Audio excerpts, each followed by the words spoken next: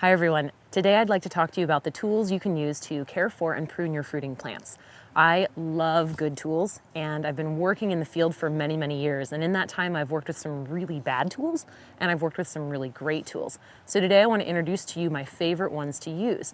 And it's really important that you use the right tools in the right way so that you get your job done well without hurting yourself or damaging your plants.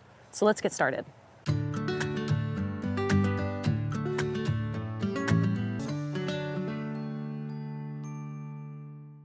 So this first group of tools are tools that I use almost every day I'm in the field working with plants.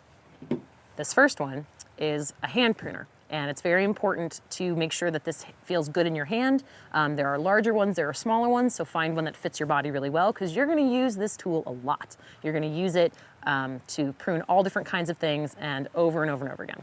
It's also really handy to put a tool like this into a holster on a tool belt so that it's easy to grab whenever you need it, and it's also easy to put it down, get your hands free, and not lose this tool in the grass or somewhere. The second tool I want to show you is called a lopper, and this is a larger head than this guy. So this cuts smaller pieces, this can cut larger branches. It also, the way it's designed down here with this hinge is so that you can get a lot of good leverage here, cut bigger pieces cleanly and more easily.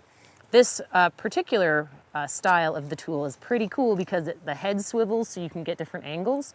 There's also this hook here so that if you're up in your tree, you're on a ladder or whatever, you can hook this on a branch or on the ladder, again, leaving your hands free but able to grab the tool really easily.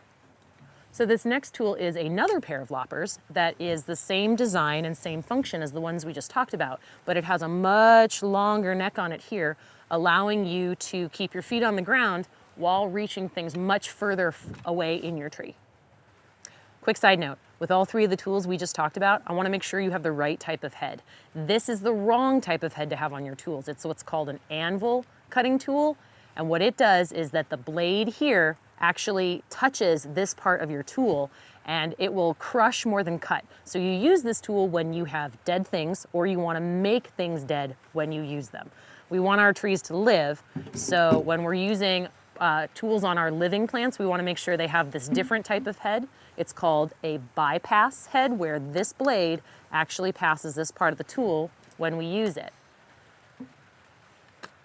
The next set of tools I want to talk about are pruning saws.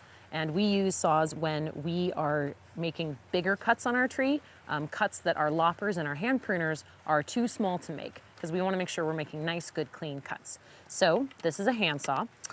This one has finer teeth on it, a little bit more close together, and you use this because it makes a more fine, gentle cut, and fruit trees are kind of wusses. They have really thin bark that's really easy to tear and shred, and we want to make sure we make nice, clean cuts. So choosing a handsaw that has finer teeth will help do that and not hurt your tree.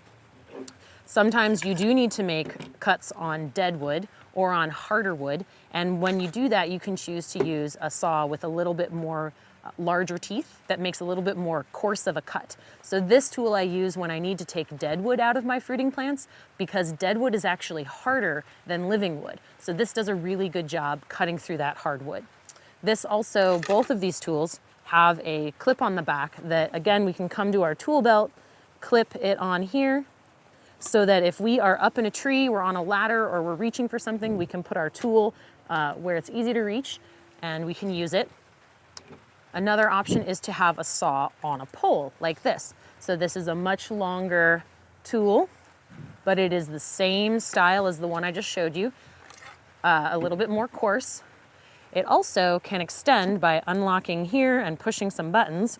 Ooh, let's do this hard. There we go. One, and then again, and then we lock it so that this way we can reach pretty far up into a tree while still keeping our feet safely on the ground and making nice controlled cuts to care for our trees. Quick side note, very important that your tools are clean and sharp so that you don't hurt yourself, damage your plants, or spread diseases around. So check out some of the other videos that we have about how best to sanitize and sharpen your tools. These next two tools are not used for pruning, but they are used for the care of your fruiting plants in other ways. Sometimes you need to be digging things out from around your plants. Maybe there's some weeds, or maybe you need to cut some roots, and you don't want to use your nice sharp pruning tools to do that because the soil can dull the blade. Instead, you could use something like this tool, which is a hori-hori knife. And what you can do is you can dig in the soil, you can cut things with it. It's very sturdy. It's also a tool I like to have in my tool belt in a holster so that it's really easy to reach when I do need it. The other tool I want to show you is the comma, and this is a hand scythe with serrated teeth on it, and it cuts through things really well. So this is good for getting grass away from the base of your plants, or sometimes you might need to just make some really crude, quick cuts, and this is a really good tool to use for those types of things. These are some things that I'm never without when I'm working in the field. A good pair of work gloves to keep my hands protected and a little bit warm. And my absolute favorite thing is my tool belt. So you've seen a little bit of this already, but we have hand pruners here in a holster. We have clips where the hand saws clip together. I have a pouch with a sharpening stone that I use to sharpen this, and that slides in here. I also have a Leatherman tool, which is a multi-tool that I can use in case there's some random stuff in the field that I need to work on, as well as the hori-hori knife in a holster. So then I can put this on, strap myself in, and have everything I need easy to reach, ready to go, no matter where I'm at in the field. This is an orchard ladder, and it is the safest, most effective ladder style to use when you're out in the field where the ground might be really uneven. It's designed to be really stable by having a tripod where we have 2 feet and a pole that sit on the ground and make it really, really sturdy. It also comes to a bit of a point so that if we have a dense tree that we're trying to maneuver our ladder into, it'll be a bit easier to do that. And then once it's in place, we have a really sturdy place to get up into our plants to be able to work on them and prune them really well. Good job, everyone. With the tools we talked about today, you can do most everything you need to do to care for and prune your fruiting plants. So have fun, be safe, tools are sharp, and good luck with all of your fruiting plants.